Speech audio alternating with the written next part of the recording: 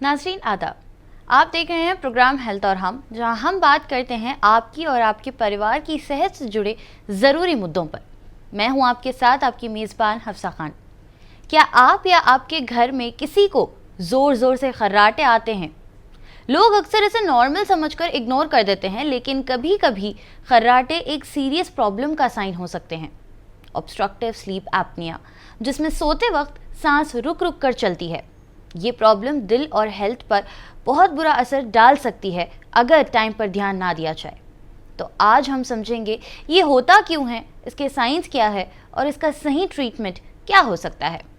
इस अहम टॉपिक पर डिस्कशन के लिए हमारे साथ आज स्टूडियो में मौजूद है केयर हॉस्पिटल्स मुशीराबाद हैदराबाद के senior pulmonologist doctor Syed Abdul Aleem. Sir, बहुत बहुत इस्तकबाल है आपका हमारे शो में एक बार फिर से। जी, अस्सलाम वालेकुम। तो सबसे पहले ये आप हमें बताइए कि क्या सोते टाइम वाकई सांस रुक सकती है या नहीं?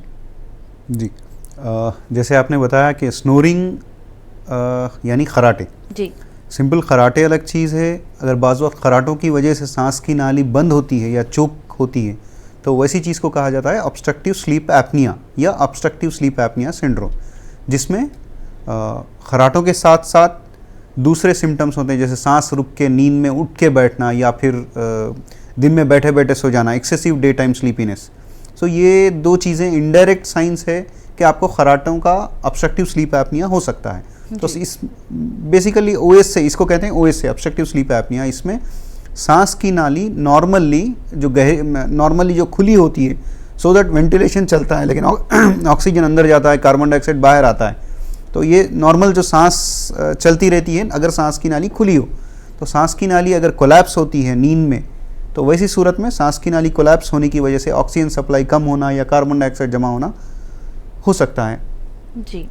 अब अगर हम इस चीज़ पर गौर फरमाएं कि ऑब्स्ट्रक्टिव स्लीप एपनिया के दौरान बॉडी में क्या क्या महसूस होता है, बॉडी के अंदर क्या ऐसा चीज़ें नोटिस में आती है, उस बारे में हमें कुछ बताइए। जैसे मैं बताया कि ऑब्स्ट्रक्टिव स्लीप एपनिया में सांस की नाली नींद में कोलैप्स होती है या बंद होती है, तो उस वजह से ऑक्सीजन सप्लाई मेन जो बॉडी के जो डिफरेंट आज़ा हैं, डिफरेंट आज़ा को क्या है ऑक्सीजन सप्लाई नहीं पहुंचता है, तो जिसकी वजह से नींद, फर्स्ट ऑफ ऑल नींद सही हो नहीं पाती है, नींद रुक रुक के रहती है, जैसे फ्रैगमेंटेशन ऑफ स्लीप कहते हैं, जिसकी वजह से सुबह अपने आप को फ्रेश नहीं फील करते हैं और दिन में बैठे बैठे सो जाना, ये चीज़ें होती है। जब ये ऑक्सीजन सप्लाई कई सालों तक ऐसे ही कम रहती है दिमाग को, तो वैसी सूरत में कंसंट्रेशन लैप्स होना या फिर जजमेंटल कैपेसिटी जाती है, स्पेशली ड्राइवर्स में। वो लोग डिसाइड नहीं कर सकते हैं कि राइट जाएं लेफ़्ट जाएं, डिवाइडर, अक्सर एक्सीडेंट, ये one of the common reasons है हेवी व्हीकल एक्सीडेंट्स में। और दूसरी चीज़ है कंसंट्रेशन लॉस होता है, और तीसरी चीज़ है जिसकी वजह से डिप्रेशन या एंग्जाइटी का शिकार भी हो सकते हैं। अगर यही ऑब्स्ट्रक्टिव स्लीप एपनिया कई सालों तक अगर ऐसे ही चलता रहा तो हार्ट को ऑक्सीजन सप्लाई सही नहीं होने की वजह से हार्ट फेल्यूर आना या फिर irregular heart beat, atrial fibrillation कहते हैं जिसे, वो, या फिर कोरोनरी आर्टरी डिसीज़, अगर ऑक्सीजन सप्लाई ऐसी हार्ट को कम रही तो हार्ट बीट बढ़ना, या फिर हार्ट को क्या है ऑक्सीजन सप्लाई कम रहने की वजह से हार्ट के अंदर क्लॉट्स फॉर्म होना, थ्रोम्बोटिक इवेंट्स होना, तो वैसी सूरत में हार्ट अटैक्स आना, या फिर बीपी कंट्रोल में नहीं रहना है। तो ये चंद ऐसे डिसीजेस हैं और चंद ऐसे कॉम्प्लिकेशंस है जो ऑब्स्ट्रक्टिव स्लीप एपनिया की वजह से हो सकते हैं। यहाँ पे अब अगर हम टाइम ड्यूरेशन की बात करें तो ब्रीथिंग टिपिकली कितने सेकंड्स के लिए रुकती है, सो दैट वहाँ पे लोगों को तुरंत एक्शन लेना चाहिए, कि नोटिस भी करना चाहिए कि स्लीप में अगर इतने सेकंड तक हमारी ब्रीथिंग स्टॉप है तो हो सकता है कि हमें ओएसए है। देखिए, मैं जैसे शुरू में बता रहा था कि स्नोरिंग अलग चीज़ है, ऑब्स्ट्रक्टिव स्लीप एपनिया अलग चीज़ है। स्नोरिंग के साथ साथ किसी की सांस की नाली कोलैप्स होने की वजह से सांस में, नींद में चोक होके उठ के, मतलब नींद से बेदार हो रहे हैं, या फिर नींद सही हो नहीं रही है, या सुबह के वक्त अपने आप को अनरिफ्रेशिंग, रात की स्लीप सही नहीं हुई है, अनरिफ्रेशिंग है, या एक्सेसिव डे टाइम स्लीपीनेस है, तो वैसे लोगों में ऑब्स्ट्रक्टिव स्लीप एपनिया होता है। ऑब्स्ट्रक्टिव स्लीप एपनिया का इवन डेफिनेशन में ही कहा जाता है कि एपनिया मतलब सांस की नाली बंद होने की वजह से अगर सांस 10 सेकंड से ज़्यादा रुकती है तो उसको एपनिया कहते हैं। तो ये ऑब्स्ट्रक्टिव स्लीप एपनिया सांस रुक सकती है 10 सेकंड से कम 10 सेकंड या उससे ज़्यादा कई सेकंड्स तक रुक सकती है। अब नॉर्मल स्नोरिंग एंड जो डेंजरस स्नोरिंग होती है, यूजुअली लोगों को काफ़ी ज़्यादा दिक्कत होती है दोनों में डिफरेंशिएट करने में। अब आप एज एक्सपर्ट हमें ये बताइए कि नॉर्मल स्नोरिंग क्या होती है एंड इसे डेंजरस स्नोरिंग से कैसे डिफरेंशिएट करेंगे आप? एक्चुअली सही मानों में डिफरेंशिएट करने के लिए लैब टेस्ट ही कराना पड़ता है, जिसे कहते हैं पॉलीसोमनोग्राफी या स्लीप स्टडी। वही सब में बेस्ट और that is a gold standard कह सकते हैं डायग्नोसिस के लिए, sleep apnoea, obstructive sleep apnoea diagnose करने के लिए। लेकिन अगर कोई लेमन पहले ये जानना चाहता है कि उसको ओएसए के अलामत है नहीं है, वेदर वो डॉक्टर को कंसल्ट करें, पल्मोनोलॉजिस्ट को कंसल्ट करें या ना करें, तो वैसी सूरत में उनको देखना चाहिए कि अगर कोई लाउड स्नोरिंग है, बहुत ज़्यादा लाउड स्नोरिंग है, या नींद में सांस की नाली रुक के चोक जो होते हैं, चोक सांस रुक के उठ के नींद से बीदार होना, या फिर सांस की नाली रुकने की वजह से, ऑक्सीजन सप्लाई कम होने की वजह से रात में बार बार यूरिनेशन, नॉक्टूरिया कहते हैं, जैसे ऑक्सीजन सप्लाई की डिफिशिएंसी और बाज़ हार्ट रिलेटेड चेंजेस की वजह से यूरिनेशन ज़्यादा होता है रात में, या सुबह अपने आप को फ्रेश नहीं फील करते हैं, वो ऐसे फील करते हैं कि उनकी रात की नींद सही नहीं हुई है, या फिर दिन में बैठे बैठे सो जाना। ये चंद 3-4 अलामत ऐसे हैं। फर्स्ट इज़ सांस की नाली रुक के उठ के बैठना नींद से, या लाउड स्नोरिंग रहना। तीसरी चीज़ रात में यूरिन के लिए बार बार नींद से जागना। चौथी चीज़ नींद से अपने आप को फ्रेश नहीं फील करना सुबह में, मतलब जब नींद से बीदार होते हैं सुबह के वक्त में, या फिर दिन में बैठे बैठे सो जाना। ये 4-5 ऐसे अलामत हैं। अगर किसी को स्नोरिंग के साथ साथ ये अलामत है तो डेफिनेटली वो लोग को कंसल्ट करना चाहिए पल्मोनोलॉजिस्ट को, सो दैट स्लीप स्टडी की जा सके और इस ऑब्स्ट्रक्टिव स्लीप एपनिया को कंफर्म किया जा सके। अब फॉर एग्जांपल अगर हम ले लें कि एक पर्सन को ओएसए है या स्नोरिंग की प्रॉब्लम है, अब फैमिली मेम्बर्स जो होते हैं, यूजुअली जो इंसान खर्राटे ले रहा है उसे महसूस नहीं होता है कि वो कितनी ज़ोर से खर्राटे ले रहा है। अपार्ट फ्रॉम स्नोरिंग ऐसे कौन से सिम्टम्स और है जो फैमिली मेम्बर्स को नज़र में रखना चाहिए कि हमें यहाँ पे इस पेशेंट को या इस पर्टिकुलर पर्सन को डॉक्टर के पास लेकर जाना चाहिए? देखिए, सिम्टम्स या कॉम्प्लिकेशंस भी हो सकते हैं ऑब्स्ट्रक्टिव स्लीप एपनिया की वजह से। तो आप लोग जो लेमन हैं वो लोग को सिर्फ ये चीज़ याद रखनी चाहिए कि किसी को अगर बाज़ ये सिम्टम्स है, स्पेशली अगर मैं बात करूं, अगर एक सिम्टम है खराटों के साथ साथ अगर दिन में बैठे बैठे सो जाना है, या दिन में ज़्यादा गुनूदगी रह रही, स्पेशली जो मोटापा होता है, जो मोटे लोग होते हैं, वैसे लोगों में अगर दिन में बैठे बैठे सो जाना हो रहा है, तो दिन ये अगर एक सिम्टम मैं चुनूं कि कौन सी सिम्टम पे आपको डॉक्टर को कंसल्ट करना है, तो वो हो सकता है एक्सेसिव डे टाइम स्लीपीनेस, दिन में ज़्यादा सो जाना, बैठे बैठे सो जाना। या सपोज एज ए पैसेंजर आप 1 आवर ट्रैवल कर रहे हैं 4 व्हीलर में, अगर आपको नींद लग रही है तो ये भी चीज़ है कि आप ओएसए का शिकार हो सकते हैं जी। अगर कॉम्प्लिकेशंस की बात करें तो कई दूसरे स्पेशलिटी के डॉक्टर्स भी पल्मोनोलॉजिस्ट को रेफ़र करते हैं obstructive sleep apnoea rule out करने के लिए। उसमें होता है रिकरेंट हार्ट फेलियर, बार बार हार्ट फेलियर हो रहा है, या इर्रेगुलर हार्ट बीट हो रही है, या बीपी कंट्रोल में नहीं आ रहा है, या शुगर कंट्रोल में नहीं आ रहा है, स्पेशली मोटे लोगों में। वैसे लोगों में भी ये कॉम्प्लिकेशंस अगर हैं तो वैसी सूरत में भी ऑब्स्ट्रक्टिव स्लीप एपनिया को रूल आउट करना है। लेकिन लेमैन अगर कोई एक सिम्टम नोटिस करना चाह रहे हैं कि ये सिम्टम है तो पल्मोनोलॉजिस्ट को कंसल्ट करें, तो वैसे लोग एक्सेसिव डे टाइम स्लीपीनेस, दिन में बैठे बैठे सो जाना। अब कई सारे स्लीप एपनिया के पेशेंट्स ऐसे होते हैं जिनको 7 से 8 घंटे जो मिनिमम स्लीप ड्यूरेशन एक ह्यूमन बीइंग के लिए बहुत ज़्यादा इंपॉर्टेंट होता है, ज़रूरी होता है, इनफ होता है। कई बार हम ऐसे पेशेंट्स जिनको स्लीप एपनिया है ये देखते हैं कि 7 to 8 आवर्स की भी स्लीप उन्हें बस नहीं होती है, एंड कई बार उसके बावजूद भी 15 घंटे 12 घंटे ऐसे सोकर भी वो बहुत ज़्यादा थकान या वीकनेस फील करते हैं। तो ऐसा क्यों होता है? जी, जैसे मैं बताया मैकेनिज़्म के ऑब्स्ट्रक्टिव स्लीप एपनिया में सांस की नाली कोलैप्स होती है जिसकी वजह से ऑक्सीजन सप्लाई कम होता है। नॉर्मली ये होता है, मैं आपको मैकेनिज़्म पहले बताना चाहता हूँ। नॉर्मली अपर एयरवे जो होती है, ऊपर की सांस की नाली, उसको मसल सराउंडिंग से खींच के ओपन रखते हैं सो दैट वेंटिलेशन चलता है, ऑक्सीजन अंदर जाता है, कार्बन डाइऑक्साइड बाहर आता है। जब कोई गहरी नींद में जाता है, स्टेज 1-2 हल्की नींद है, एंड स्टेज 3 और उसके बाद स्टेज REM स्टेज कहते हैं, स्टेज 4 समझ लें आप, स्टेज 3-4 एक लेमैन लैंग्वेज में अगर मैं बताऊं, तो गहरी नींद में हमारी बॉडी के सारे मसल्स के लिए गहरी नींद ज़रूरी है, सो दैट ये वो मसल्स का रेस्टिंग पीरियड है। ये रेस्टिंग पीरियड में वो नेक्स्ट डे के लिए रेजुविनेट होते हैं। तो जब कोई गहरी नींद में जाता है तो मसल क्या है, रिलैक्स हो जाते हैं, तो उसकी वजह से सांस की नाली बंद हो जाती है। लेकिन एटलीस्ट अराउंड रफली कहूँ तो 30% ओपन होती है, पेटेंट होती है, कार्टिलेज थिन बोन जो होता है अपर एयरवे के पास, उस वजह से। तो वैसी सूरत में वेंटिलेशन चलता है। लेकिन जब किसी को सांस की नाली के अतराफ फैट ज़्यादा है या सॉफ्ट टिश्यू ज़्यादा है, जैसे थायराइड हाइपोथायराइड के पेशेंट्स हैं, या मोटापे की वजह से फैट ज़्यादा है सांस की नाली के अतराफ, वैसे लोगों में सांस की नाली ज़्यादा कोलैप्स होती है, जिसकी वजह से ऑक्सीजन सप्लाई मेन ऑर्गन्स को रुकता है। तो जैसे ही वो गहरी नींद में जाते हैं, सांस की नाली कोलैप्स होती है और वो deep stage of sleep, stage 3 and REM sleep से अवेक स्टेज में आते हैं। तो तब उनको, वो लोग को याद रहता है कि रात में मेरी सांस की नाली कोलैप्स हो रही है, मुझे सांस रुक रही है।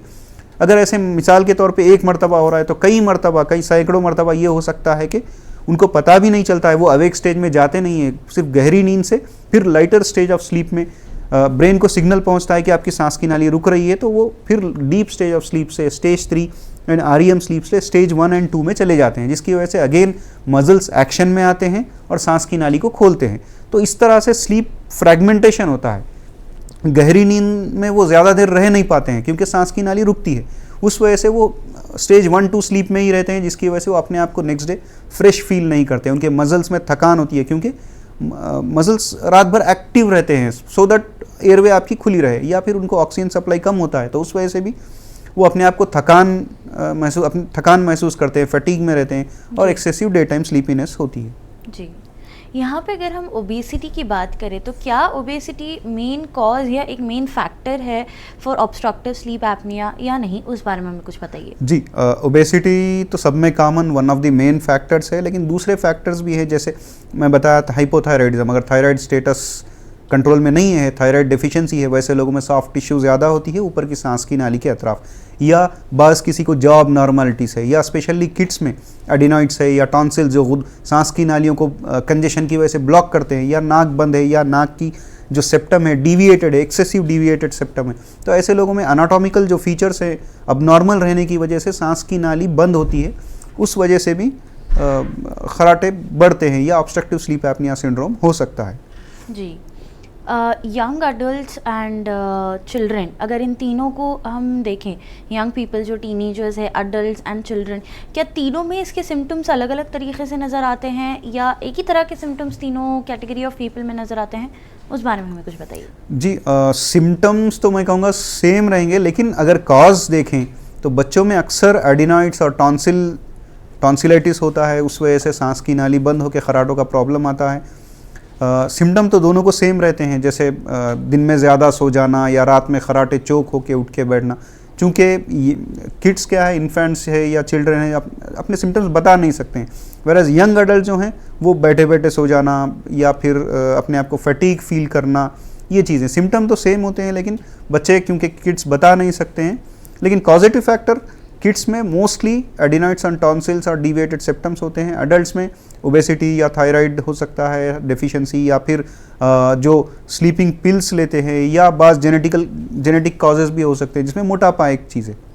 जी, अब स्लीप एपनिया या स्नोरिंग की अगर दोनों की भी हम बात करें तो क्या ये मेन में सबसे ज़्यादा नोटिस होती है रादर दैन मोर इन वुमेन या नहीं? जी, डेटा भी यही कहता है कि ये 4 टाइम्स मोर कॉमन है, मेन 4:1 कहा जा सकता है रेशियो, मेन में ये बहुत कॉमन है।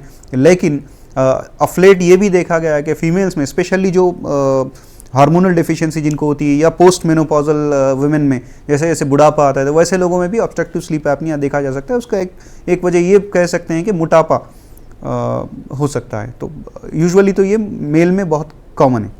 जी, अब अनट्रीटेड स्लीप एपनिया का बॉडी पे या हार्ट पे स्पेशली क्या इफेक्ट पड़ सकता है, उस बारे में हमें कुछ बताइए। जी, जैसे मैं मैकेनिज्म बता रहा था कि ऑक्सीजन की कमी की वजह से ब्रेन को क्या है, ऑक्सीजन सप्लाई अगर कई महीनों कई सालों तक अगर सही ना हो, तो उसकी वजह से हार्ट के ब्रेन के स्ट्रोक पॉसिबल है, इस्कीमिक स्ट्रोक्स, या फिर loss of concentration, loss of memory, loss of judgmental capacity, ये चीज़ें कन्फ्यूजन होता है, या फिर ड्राइवर्स में एक्सीडेंट, जैसे मैं बताया कि जजमेंटल कैपेसिटी या कॉन्सेंट्रेशन लैप्स की वजह से हेवी व्हीकल्स का जो एक्सीडेंट्स है वो यूके में भी स्पेशली हेवी व्हीकल के जो ड्राइवर्स होते हैं वो लोग को मैंडेटरी होता है कि वो स्लीप एपनिया क्लियरेंस सर्टिफिकेट लेके आएँ। वो रूटीनली एवरी 6 मंथ्स और before allotting license, driving license, वो लोग को स्लीप एपनिया रूल आउट करना होता है जी। तो ये हो गए ब्रेन रिलेटेड। हार्ट के रिलेटेड होते हैं irregular heart beat, oxygen deficiency की वजह से हार्ट बीट फास्ट होती है, हार्ट क्या है, सिंपैथेटिक जो सिस्टम होता है हार्ट का वो फास्ट होता है, तो उस वजह से हार्ट बीट फास्ट होना या इर्रेगुलर हार्ट बीट होना, और इर्रेगुलर हार्ट बीट जिसे AF कहते हैं, उस वजह से ब्रेन को क्लॉट पहुंच के स्ट्रोक आना, ये भी one of the possible complications है। या हार्ट अटैक खुद से ऑक्सीजन डिफिशिएंसी की वजह से, हार्ट बीट तेज़ होने की वजह से हार्ट का डिमांड, ऑक्सीजन सप्लाई का डिमांड बढ़ता है जबकि सप्लाई कम होती है, तो वैसी सूरत में क्लॉट्स फॉर्म होना हार्ट में और हार्ट अटैक्स आना, या फिर BP कंट्रोल में नहीं रहना, ये बहुत सीरियस कॉम्प्लिकेशंस है। यानी कि हाई ब्लड प्रेशर और स्ट्रोक आने के भी चांसेस हो सकते हैं जी इससे। जी बिल्कुल।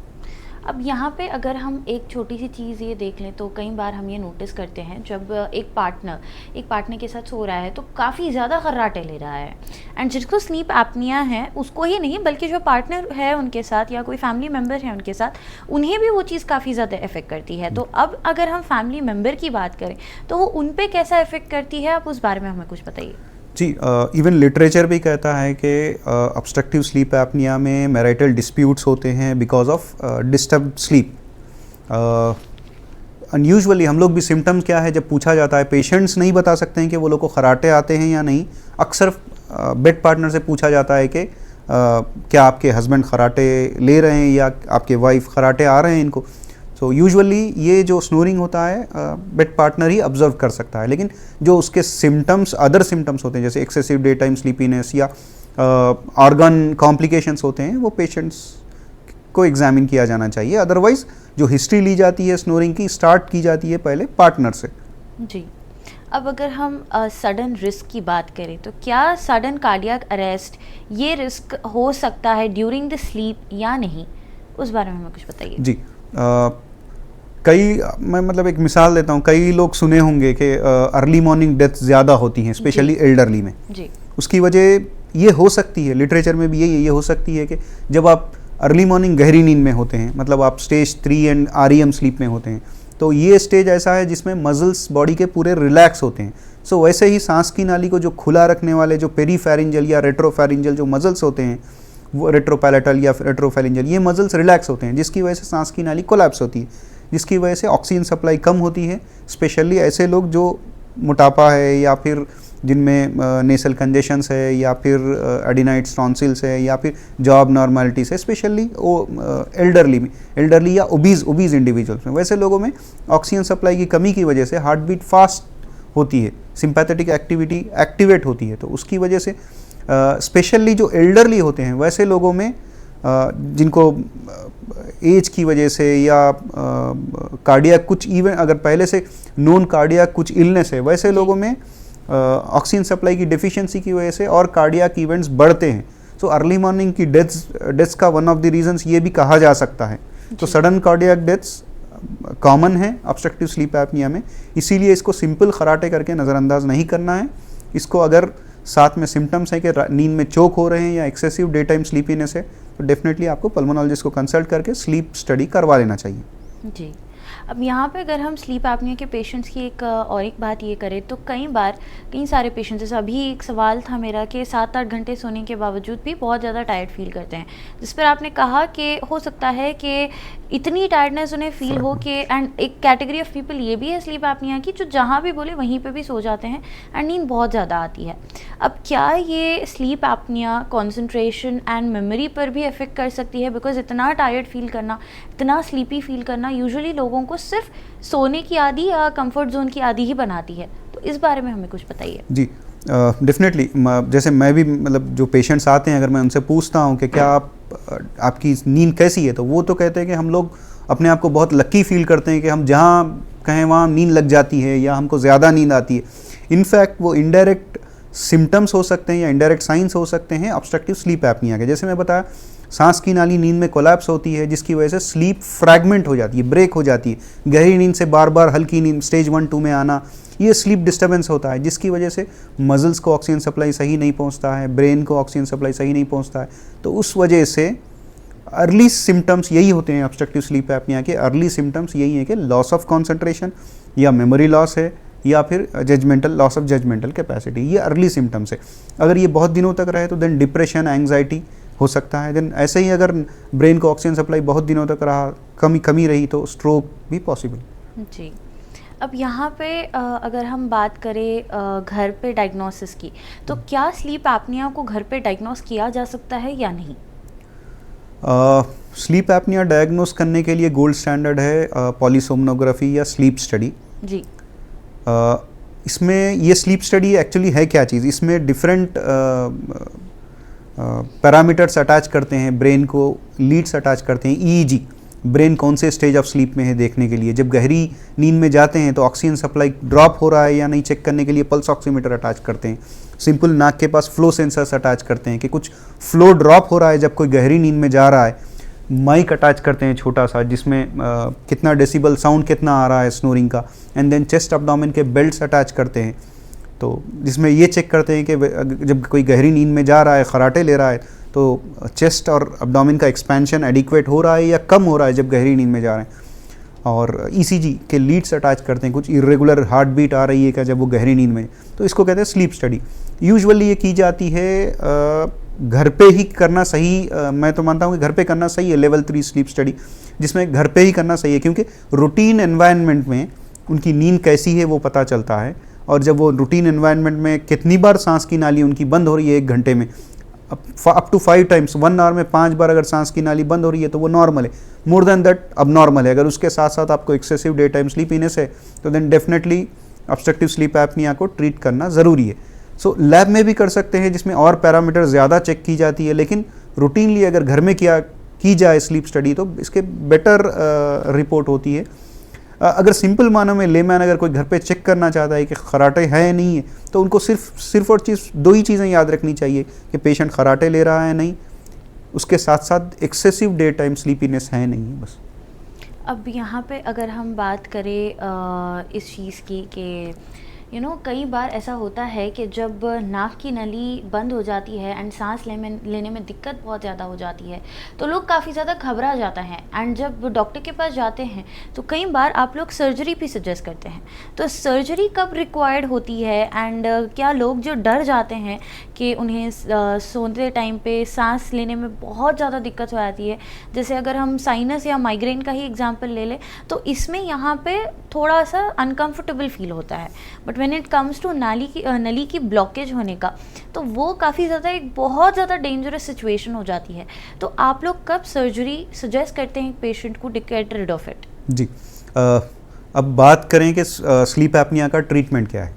गोल्ड स्टैंडर्ड ट्रीटमेंट है, चूँकि सांस की नाली बंद हो रही है, सांस की नाली को खुला रखने के लिए गोल्ड स्टैंडर्ड ट्रीटमेंट है CPAP, continuous positive airway pressure, जिसमें एक मशीन के थ्रू, ट्यूब के थ्रू एक मास्क लगाया जाता है नाक और मुंह या सिंपल नाक कवर करते हुए, जिसमें जो कि सांस की नाली जब नींद में कोलैप्स होती है तो उसके फ्लो सेंसर्स उसको डिटेक्ट करके प्रेशर देते हैं कंटिन्यूअसली। सो कंटिन्यूअस पॉजिटिव एयरवे प्रेशर की वजह से सांस की नाली ओपन रहती है, जिसकी वजह से वेंटिलेशन चलता है, oxygen supply, carbon dioxide wash out वगैरह प्रॉपर रहता है। तो ये है गोल्ड स्टैंडर्ड ट्रीटमेंट। लेकिन बाज़ लोगों में जैसे टॉन्सिल्स की वजह से अगर स्लीप एपनिया है, ऑब्स्ट्रक्टिव स्लीप एपनिया, या एडिनॉइड्स की वजह से, या डिविएटेड नेसल सिम्टम्स है, ये चंद ऐसे रीजंस है, कॉजेटिव फैक्टर्स है जो कि स्लीप एपनिया कॉज कर सकते हैं। तो ऐसे लोगों में सर्जरी प्रिफरेबल है। लेकिन अगर किसी को मोटापा है या फिर थायराइड का इशू है, अगर ट्रीटमेंट के बावजूद भी खराटे आ रहे हैं, तो वैसे लोगों में गोल्ड स्टैंडर्ड ट्रीटमेंट है CPAP, continuous positive airway pressure therapy.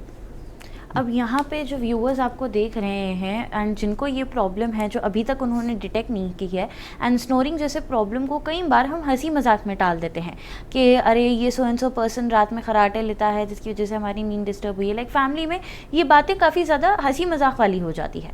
तो जो व्यूअर्स आपको देख रहे हैं आज इस अहम टॉपिक पर, आप उन्हें क्या मैसेज देना चाहेंगे? सिंपल, इसको नज़रअंदाज ना करें। अगर एक चीज़ मैं बताऊं कि सडन कार्डियक डेथ्स भी पॉसिबल हैं, specially early morning deaths elderly में। अगर किसी को मोटापा है फैमिली में और जिसकी वजह से वो ज़्यादा खराटे लेते हैं तो उनका मजाक ना उड़ाएं। उनको अर्ली स्टेज में आप डायग्नोस करें कि वेदर स्लीप एपनिया उनको है नहीं है। अगर ये देखने के लिए अगर आप पहले से सिम्टम एंड साइन अगर नोटिस करना चाहते हैं तो आप नोटिस करें कि वो बैठे बैठे सो जा रहे हैं, एक्सेसिव डे टाइम स्लीपीनेस है, या नींद में लाउड स्नोरिंग की वजह से चोक होकर नींद से जागना ऐसा हो रहा है अगर, तो फौरी आप पल्मोनोलॉजिस्ट को कंसल्ट करें ताकि स्लीप स्टडी के ज़रिए आपका खराटों का ऑब्स्ट्रक्टिव स्लीप एपनिया जो है सही प्रॉपरली डायग्नोज हो और उसका प्रॉपर ट्रीटमेंट जो कि CPAP हो सकता है या फिर कुछ सर्जिकल ऑप्शन भी हो सकता है। इसलिए आपको चाहिए कि अर्ली मजाक उड़ाने से पहले, मतलब उसके कॉम्प्लिकेशंस डेवलप होने से पहले, रादर मजाक उड़ाने से हट के आप उसके कॉम्प्लिकेशन डेवलप होने से पहले आप उसका इलाज कराएं। जी, बहुत बहुत शुक्रिया डॉक्टर साहब एक बार आपका फिर से कि इतने अहम मुद्दे पे आपने आज बात की है, जो सिंपल लैंग्वेज में आपने समझाया है कि obstructive sleep apnoea and snoring की वजह से क्या क्या कॉम्प्लिकेशंस हो सकते हैं जो आजकल लोग काफ़ी ज़्यादा मजाक में ले लेते हैं। Well, thank you so much for being here with us and sharing this informative part with us sir. Thank you so much. Thank you. खराटों को सिर्फ मजाक या छोटी सी बात समझकर इग्नोर मत कीजिए, कभी कभी ये एक सीरियस हेल्थ वार्निंग भी हो सकती है।